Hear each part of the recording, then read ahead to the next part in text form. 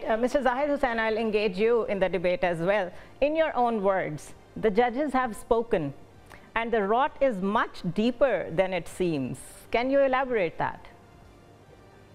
Well, I think this kind of allegations have been made in the past too, but not that publicly. It is the first time that 6 judges have written about it.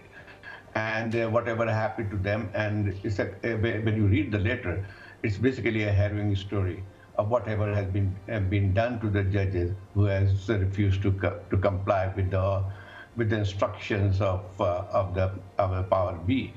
But I think probably the difference between this letter and Shaukat Siddiqui's is very different. The circumstances were very different at that point, and obviously the Judicial Commission at that point had sacked him, not because of him, but basically the way he spoke to. I think it was a wrong decision, reversed by the Supreme Court this time. But this letter has much greater implications. Number one, the circumstances in which they have been written is a very different one, and it has created a political it has fueled an already volatile situation, and it has become a very explosive situation now. And the other thing is that the legal fraternity itself, it has taken a stand. It has been demanding that certain action should be taken, and that has forced the Supreme Court to take suo motu notice.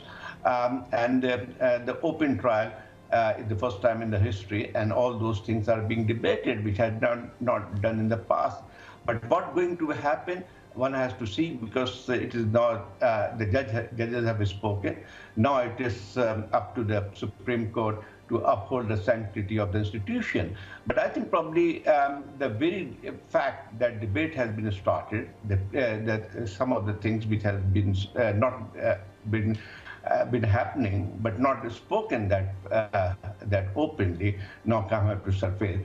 What can Supreme Court do? Yes, I think a lot to do.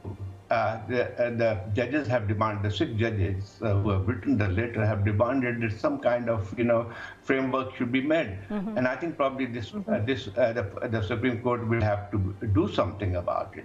I'm not saying that all the culprits will be brought into the dock. That will not happen. They may not happen.